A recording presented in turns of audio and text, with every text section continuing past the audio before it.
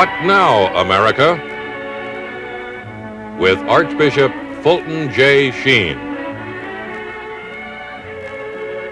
And now, Archbishop Sheen.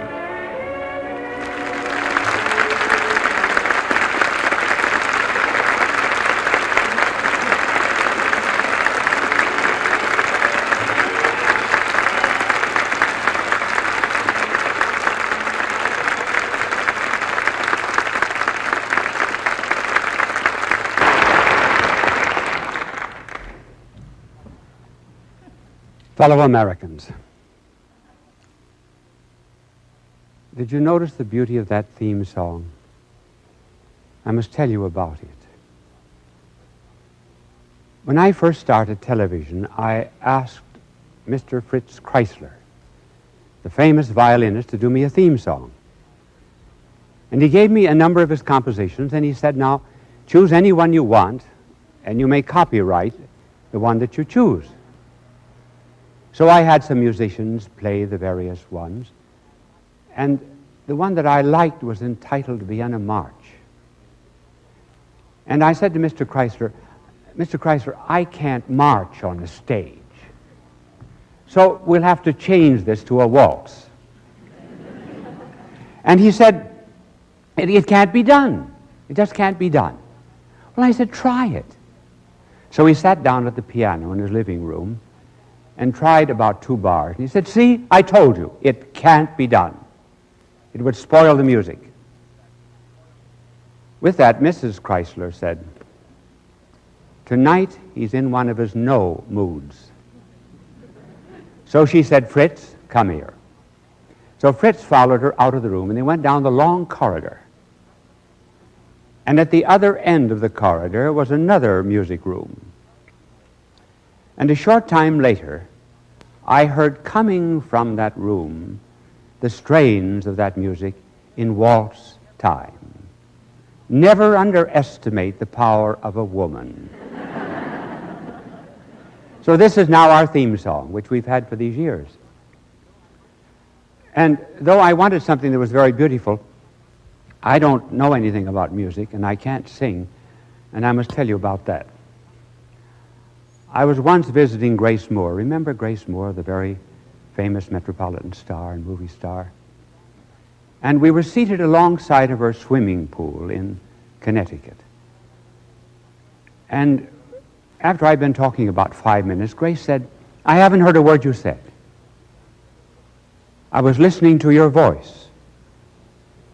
You have a nice voice. Well, I said, Grace, if I have a nice voice, why can't I sing? She said, have you ever tried? Well, what priest hasn't? And she said, what is your favorite opera? I said, Faust. And what is your favorite duet? I said, Anse pure, Anse radieux. She said, all right, now let's sing it together. Now, if you remember that particular duet, in round numbers, it goes up 18 and 7/8 octaves each verse. So Grace and I started singing that duet, and her voice just rang out over the Connecticut countryside. And when we got to the end of it, or the middle of it, she stopped and said, you're right, you can't sing. Now you have to find out whether or not I can talk. We are, as you know, giving about 13 vignettes about American life.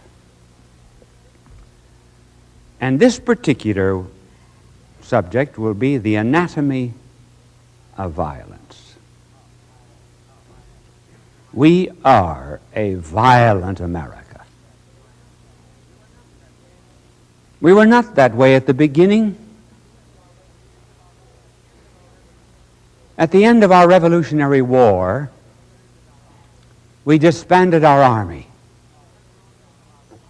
Our colonial fathers didn't want to have an army of men carrying guns. The only gun that was needed in colonial life was a rifle that was over the fireplace. And so we disbanded our army, our navy, and our merchant marine. Thomas Jefferson, in discussing government with the French revolutionist Saint-Just, disagreed with him. Saint-Just said the only way that you can ever build up a government is on a pile of corpses. Jefferson said no.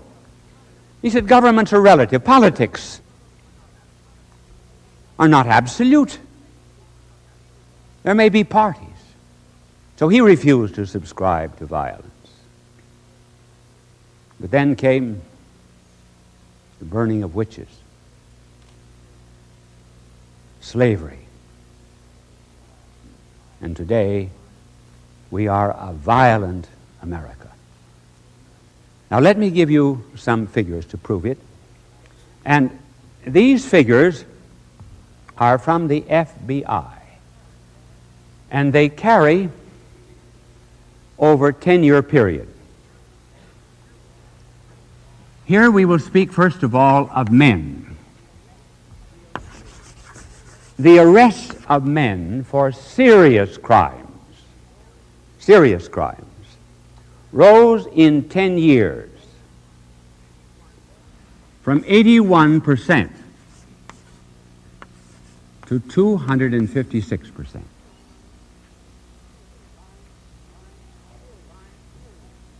Crimes, serious crimes of women, have gone up from 203% to 388 women. Evidently, in the unisex culture, we believe that they too should be just as aggressive and as violent as men. And thus we're both liberated from decency. Now let's take youth under 18. The increase of crime of youth under 18 has increased over 300%. And there's been a greater increase in the crime of girls than there has been of men. Now take, for example, certain crimes that have been committed in our national life lately. In the Chelsea project in New York City, there have been 20 women between the ages of 80 and 92 that have been mugged, beaten, and robbed by young kids, the average age of which was 13. The oldest was a girl of 15. In Boston, a couple of boys saw a young woman on this roadway carrying a gallon of gasoline back to her car. She had run out of gas. They poured the gasoline over her and then set fire to her. She was burned to death. Police said, "Why did you do it?" "Oh, we saw it on television." Which brings up the question, and as regards violence in television, first of all, the University of Pennsylvania stated that 1/2 of the scenes on television involved violence of some kind. But television says no. The showing of violence on television doesn't mean that the children, when they see it, are going to be violent. They say this is wrong. Sure, we have men and women being killed, women being mugged, raped, and so forth. But when young people see this, they're not going to imitate it. No? They're not? Let's see. Why then does TV accept advertising? Why are they going to accept, for example, in a movie that was just bought by NBC for $10 million for one showing, why are they going to charge the sponsors $250,000 a minute? If they do not think that the advertising of cars or soap or automobiles or whatever it is not going to put that idea into the mind of the viewers. So we have become a violent country. The most astounding figure of all was given by a Professor Barnett of MIT. Now, he put this in his computer, and I give the institution, give his name because the figures are so startling. He says that any baby that is born in any of the 60 cities of the United States this year will have a 2% chance of being murdered. The chances, the professor says, of that baby being murdered during his life are far greater than any soldier in World War II being killed in combat. That's our violence. What causes it?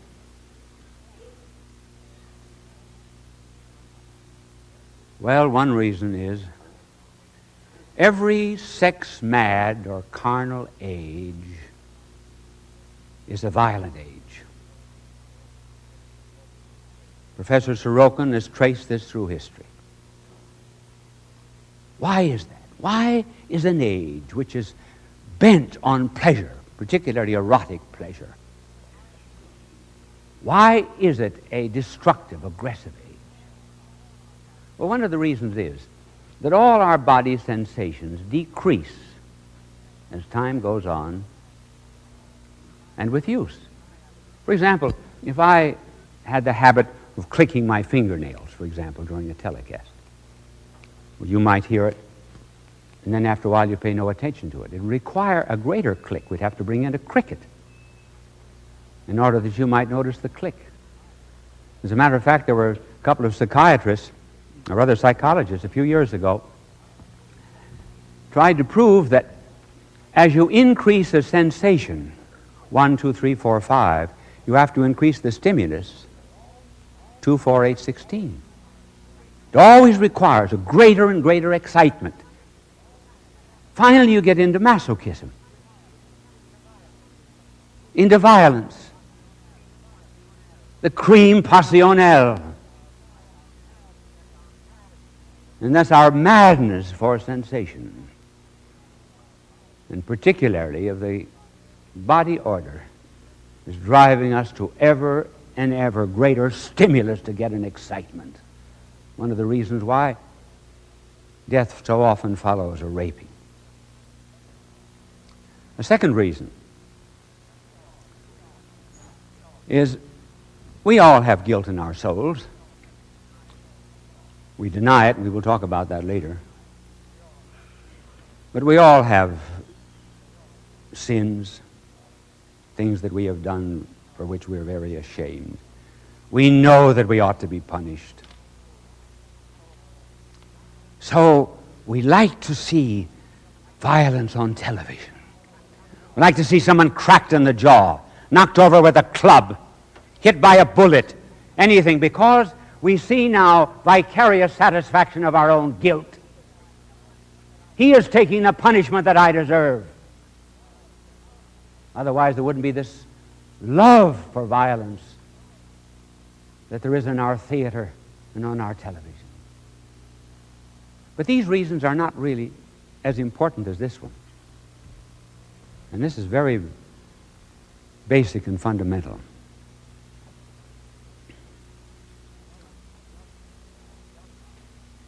The ultimate reason for violence in our culture and civilization is the fact that Christians are no longer being Christian and not influencing the culture.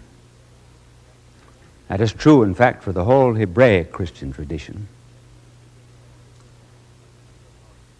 What did the good Lord say about violence? He recommended it. Think of it. The kingdom of heaven is won by violence, and only the violent shall seize it. And again, I came not to bring peace, but the sword. Think of it. Bringing a sword, asking for violence. But the violence that he recommended is a different violence than the violence we have today. The violence that he recommended was not a violence that was directed against neighbor. It was a violence that was directed against self. The violence that he commended and the sword that he recommended was not the sword that swung outward like Peter's hacking off the ear of a servant of a high priest. It was the sword that was thrust inward to cut out our pride and covetousness and lust and anger and envy and gluttony and sloth. In other words, the violence that he recommended was self-discipline, self-denial, the crushing of evil instincts for the sake of the betterment of man. And that violence has been neglected. Discipline has passed out of our American life. About the only place the discipline is left is the Army, Navy, Marine Corps, Air Force, and the professional football fields. And now even they are getting away from it. We do not have it in our schools, in our seminaries, in our homes. So the violence that we are to have is the violence of self-denial. And as we neglect to practice that self-denial and that interior violence, as we drop it, the streets pick it up. The muggers lay hold of it. The rapists practice it. They are doing violence to their neighbor instead of violence to themselves. That's the reason we have so much violence in our streets. Everything we drop, the world picks up and then perverts. And not until America begins to restore in her schools and family life some self-denial, not until then will we take violence off our streets. Now, what are the advantages of this kind of violence and self-denial? Well, first of all, it develops our character. The only way that we can ever unfold what is best in us is by crushing what is base. And that requires violence. It's very much like a violin. A violinist will tighten the strings. If the string were conscious, the string would say, "Don't do that. It hurts me." But the violinist would say, "Yes, but it's in order to bring out the better melody." Character development is somewhat like sculpturing. In order to release that form that is inside of marble, one takes a hammer and chisel and cuts off huge chunks of egotism. And then by finer and more delicate touches, and even the brush of a hand, is the character revealed. And keeping to sculpture as an example, let's go back to Michelangelo and find out. I have 9 minutes left. Thank you. I didn't see that before. I was wondering where my time was going, and I didn't see a marker. Take, for example, Michelangelo. Michelangelo one day saw on the streets of Florence a beautiful piece of Carrara marble that had been hacked and cut and ruined by some cheap artist. He asked that it be brought to his studio, applied his chisel, his genius, his inspiration, and drew out of it the immortal statue of David. And that's the way cheap, ruined lives can be reformed, provided they restore that violence which is equal to the development of character. There's still an unfinished piece of sculpture by Michelangelo. It was to be the tomb of Julius II. And if you ever saw it, there are 4 characters just emerging from the cold stone. They're only half formed. And that's the way many of us are. Just half formed, half developed. Our personality has not yet reached its perfection. And it needs a little more chiseling, a little more violence. But you say, but we're not to repress ourselves. That repression will give us neurosis. Nonsense. You never have a repression without an expression. And you never have an expression without a repression. Suppose I repress a tendency or an urge to rob a bank. If I repress that, what do? I express honesty. Just think of what our society would be if we felt that any kind of discipline was wrong. Imagine, for example, a mugger. Just after he's violated this particular woman, the police come up to him and say, "My good young man, too long have we been under the mid-Victorian ideas. We have the greatest admiration in law for anyone who expresses himself.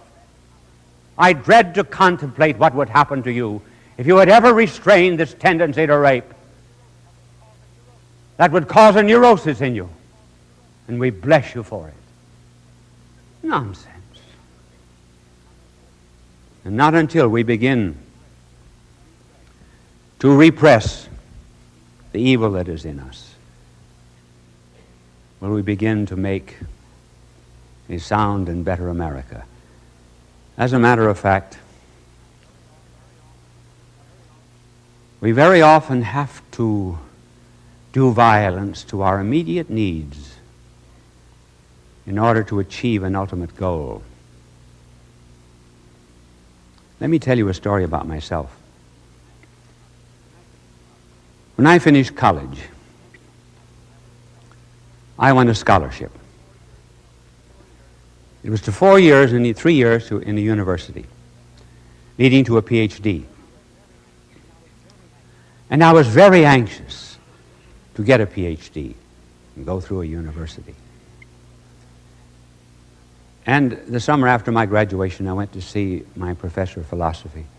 And with great joy, I said, "Father Bergen, I won the scholarship. Now I'm going to the university." He laid his hand on my shoulders and he said, "Listen, do you believe in God?" I said, "Of course I do." He said, "I mean practically, do you believe in God?" I said, "Well, I hope I do." He said, "You know what you should do. You should go away to the seminary. You have a vocation for the priesthood, and you should not delay it. Follow it at once." I said, "How about the scholarship?" He said, "Tear it up." I said, "No, I'll go to the seminary when I get my PhD." "No," he said, "tear it up." I tore it up. Went to the seminary. You know what happened? As a result of that violence to my wishes, I had 6 years of postgraduate work later on in the best universities in America and in Europe. The violence that I did to myself paid off. And then furthermore, when we understand this inner violence, we absorb evil. Take, for example, the words of the divine Lord, if anyone strikes you on the right cheek, turn also the left. You know, this would be a good spot, wouldn't it, for a commercial? I needed that. Well, without naming the product.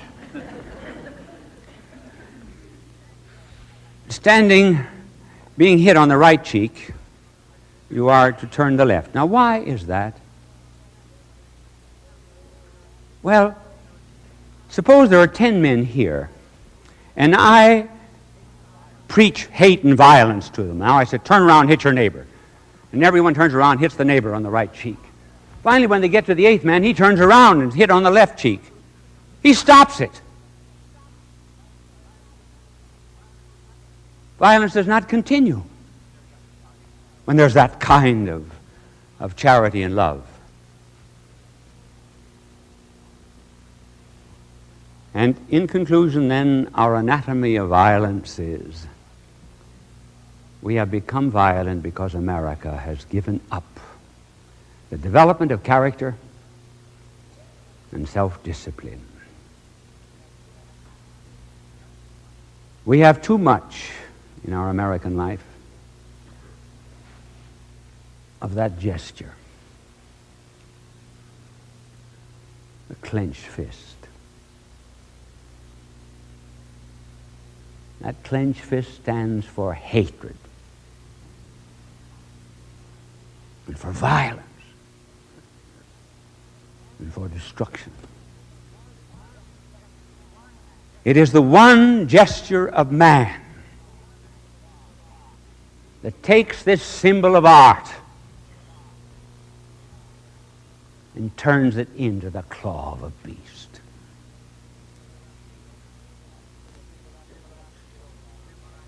This symbol has to be overcome by another one. The folded hands. Folded hands cannot strike, for they were not made for offense. They cannot protect, for they were not made for defense. They can only imprecate, only pray.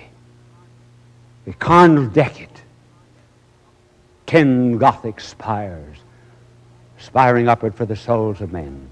And by and through the folded hands of America, may those clenched fists release their hate. And all of those who belong to the race of Cain will then understand how much sweetness there is in the violence to the lower self that makes for the majesty of the image of God. Thank you, bye, and God love you.